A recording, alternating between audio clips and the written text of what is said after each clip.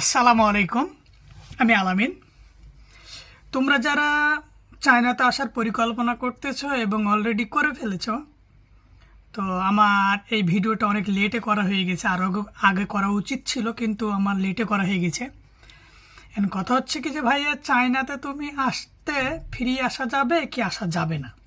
ভাই, কথা হচ্ছে আমরা বাঙালি না, একটু না হ্যাসেল পছন্দ করি না। আমরা চাই সব কিছু আমাদের স্মুথলি হয়ে যাক। আমি দৌড়াতে পারবো না, কোনো কিছু করতে ভালো লাগে না, আমি কাগজের জন্য দৌড়াতে পারবো না। ভাই, দিন শেষে আমি তোমারে বলি, তোমার ডকুমেন্ট তোমারে রেডি করতে হবে। এজেন্সি তোমার কাছে ডকুমেন্ট চাইবে, বলবে ভাই এটা লাগবে, ভাই আজকে তোমার হলো কি যে পুলিশ ক্লিয়ারেন্স লাগবে, আজকে তোমার হলো কি যে মেডিকেল রিপোর্ট লাগবে, আজকে তোমার হলো কি যে ব্যাংক স্টেটমেন্ট লাগবে। এইভাবে করে তোমার কাছে সে কাগজ কালেক্ট করবে, তারপরে সে অ্যাপ্লাই করবে। কিচ্ছু না ভাই, এখন বর্তমানে এআই এর যুগ। তুমি যদি চ্যাটজিপিটিতে ঢোকার পরে যদি খালি বলো কি যে আমি অমুক ইউনিভার্সিটির ডিটেলস চাই, সে তোমার দিয়ে দিবে। তাহলে তুমি যদি এখন ইন্টারমিডিয়েট পাস করা ছেলে, একটা ম্যাচিউর ছেলে বা একটা ম্যাচিউর মেয়ে হয়ে যদি তুমি এজেন্সির কাছে দৌড়াও, তাহলে এর চাইতে আর অভাগার এই পৃথিবীতে তোমার মতন কেউ আছে আমি মনে করতেছি না। ভাই, আমরা করেছি 23 সালে, সেটার হিসাব আলাদা ছিল। আমরা দালাল ধরে আসছি। এখন বুঝতেছি ভাই, দালালের কোনো এখানে প্রায়োরিটি নাই ভাই। দালাল কিছুই না, এরা শুধু টাকা খায় ভাই। ঠিক আছে, কিছুই না ভাই। কারণ আমি তোমাকে বলি, চায়নাতে ফ্রি আসা যায়। অধিকাংশ ক্ষেত্রে চায়নাতে ফ্রি আসা যায় ফার্স্ট।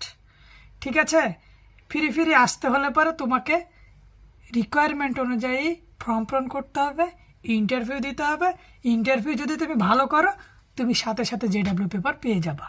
আর জেডাব্লিউ পেপার পেলে তখন তোমার ওই ইউনিভার্সিটি তোমারে জেডাব্লিউ পেপার পাঠাই দিবে। তুমি পাসপোর্ট নিয়ে যাইয়া সুন্দরভাবে অ্যাম্বাসিতে যাইয়া ভিসার জন্য আবেদন করবা, হয়ে যাবে।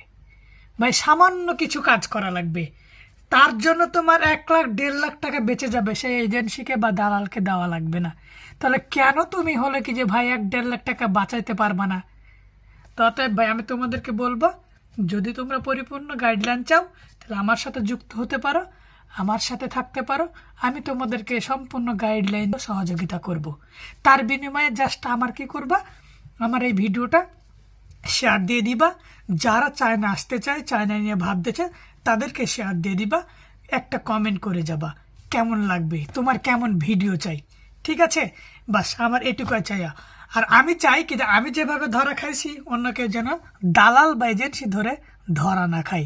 এই জন্য আমি তোমাদেরকে এই ভিডিওগুলো দিচ্ছি। আমি আরও খোলামেলা কথা বলবো, চায়নাতে লিভিং কস্ট কেমন, চায়নার পরিবেশটা কেমন, চাইনিজ ভাষাটার উপরে কেমন দক্ষতা অর্জন করতে হবে, চাইনিজ ভাষা কঠিন না সহজ, এই বিষয়ে তোমাদের আমি আরও পরবর্তীতে অনেক ভিডিও আপলোড দিব।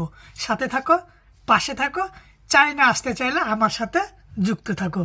আসসালামু আলাইকুম রহমতুল্লাহি ওয়া বারাকাতুহু।